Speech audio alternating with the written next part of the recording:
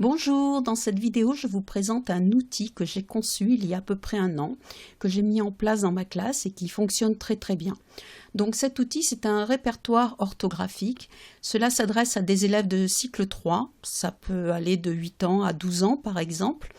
Et dans cet outil est un répertoire orthographique. Alors, qu'est-ce qu'un répertoire orthographique? À ne pas confondre avec un dictionnaire. Un répertoire orthographique, ce sont des mots classés dans l'ordre alphabétique, mais que l'on consulte pour rechercher l'orthographe spécifique d'un mot. Au cycle 3, les élèves sont amenés à écrire tous les jours, ce qui est parfois une grande difficulté pour eux. Et l'une des deux difficultés, la première étant de trouver les phrases, la deuxième est de trouver l'orthographe correcte. Alors bien sûr, l'enseignant est près de lui, mais c'est bien aussi d'inciter l'élève à être autonome et à essayer de trouver seul l'orthographe des mots. Alors, dans ce répertoire se trouvent 2500 mots. Il faut s'entendre sur ce nombre de mots. Ce sont les plus fréquents, c'est-à-dire ceux qu'utilisent les enfants de cette classe d'âge. Mais il y en a beaucoup plus, puisque, on va le voir après, il y a des synonymes, il y a des verbes conjugués, il y a des mots féminins, pluriels, etc. Donc, beaucoup plus que 2500 mots. Je vous propose d'y entrer. Ici en cliquant sur la flèche. Alors quand on arrive sur la première page. Ici on a le menu. Alors le menu reste fixe. Vous voyez, si je fais dérouler ma page, ça reste fixe. Et le menu qui correspond à la couleur. Donc ici nous sommes dans l'ordre alphabétique. L'ordre alphabétique des mots. Les mots sont tout simplement mis dans l'ordre alphabétique et l'enfant peut les consulter. Alors par exemple, s'il cherche un mot qui commence par B, il va cliquer. Et pour remonter, on va remonter en cliquant sur ordre alphabétique. Alors pas seulement, c'est-à-dire que si l'enfant cherche un mot, par exemple, il cherche le mot hibou, il le cherche à I, il y a une indication qui est donnée. Tu peux aussi chercher à H, que vous voyez s'inscrire en jaune un peu plus haut. Donc c'est un répertoire qui va aider l'élève. Par exemple, si hibou, on ne le trouve pas à I, ce qui est normal, on peut aller chercher à H, et à H, on va trouver le mot hibou. Ici, comme vous voyez. Alors, il est indiqué uniquement nom commun, verbe, adjectif, la nature du mot. Ensuite, si je retourne en haut, et si je vais dans les noms communs, à ce moment-là, j'ai toujours une liste alphabétique, mais on voit que la liste alphabétique donne des indications supplémentaires sur le déterminant qu'il faut mettre avant le mot et sur le pluriel du mot qui est indiqué en rouge. Donc par exemple, si je retourne à hibou, je vais le retrouver ici. Donc on me dit que ça se dit un hibou ou le hibou, donc il n'y a pas de L apostrophe.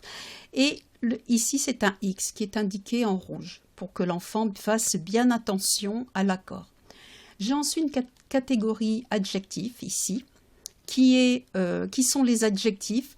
Alors la particularité, c'est que les adjectifs sont donnés au masculin singulier, au masculin pluriel, au féminin et au féminin pluriel. Toujours pareil, les mêmes indications sont données. Par exemple, si je cherche un mot qui commence par C, on me dit que je peux aussi chercher à K ou à G, puisque le son G fait le son Q, pardon, K, Q, Q, etc. Ou au son S, si par exemple je cherche le mot silence, et je crois que ça s'écrit avec un C au début, je peux aller le chercher à S. Donc toujours les indications qui sont données. Ensuite, il y a une catégorie verbe.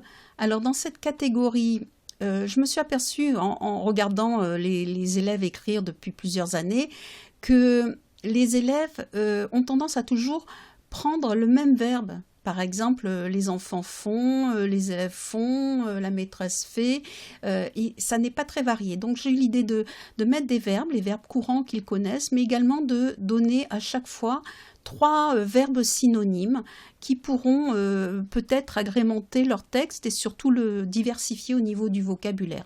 Alors pour les verbes ici, on voit qu'il est indiqué le premier, troisième groupe, etc. chaque fois que c'est donné. Toujours pareil, on fait une recherche alphabétique avec les indications qui sont données. Et si on a un souci pour conjuguer, on va dans la rubrique conjugaison ici. Et ici, les verbes sont conjugués. Alors, être et avoir, qui sont des auxiliaires, ont un traitement particulier. Hein. Par exemple, si je vais à être, il va y avoir toutes les conjugaisons de être ici qui vont être données. Et pareil pour avoir. Donc, je peux toujours remonter en cliquant ici en haut. Ensuite, je peux aller par exemple dans le présent des verbes. Alors, pour le présent des verbes, c'est indiqué une seule fois pour le premier groupe, pour le deuxième groupe, pour le troisième groupe. Tout à l'heure, on a vu que dans la rubrique verbes, il était indiqué le groupe. Si l'enfant a un petit souci de ce côté-là, eh bien ça le précisera. Et on voit que les terminaisons sont données ici en orange pour le premier groupe, en vert pour le deuxième groupe, et ici en violet pour le troisième groupe. Voilà. Ensuite, il y a une catégorie mots invariables. Alors, les mots invariables qui sont proposés sont les mots invariables qui sont les plus... ceux qui sont à apprendre au cycle 3.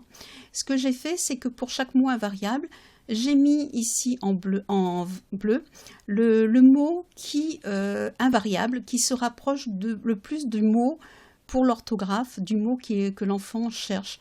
Comme ça, il peut faire des regroupements orthographiques qui peuvent être utiles pour l'enfant pour bien le retenir. Ensuite, il y a une dernière catégorie qui sont les nombres. Alors, les règles d'écriture des nombres, elles sont rappelées ici. Il nous est rappelé qu'il faut uniquement 27 mots pour nommer tous les nombres de 0 jusqu'à 1000 milliards. Donc, ça, c'est important. Ensuite, les règles d'écriture avec les accords ou pas les accords, les tirets, etc. Et les 27 mots sont rappelés ici. Donc, l'enfant a toutes les clés pour écrire tous les nombres qu'il veut. Voilà, ce répertoire orthographique est sous forme d'application que l'on trouve sous le Google Play, ici, au prix de 1,79 €. Pour ma part, je l'ai installé sur 4 tablettes dans la classe et ça c'est à disposition des enfants qui peuvent venir les consulter quand on est en atelier écriture. Mais ça peut être aussi une application que l'on peut avoir chez soi sur sa tablette pour travailler. Voilà, j'espère que cet outil vous aura plu et que vous en ferez bon usage. Au revoir.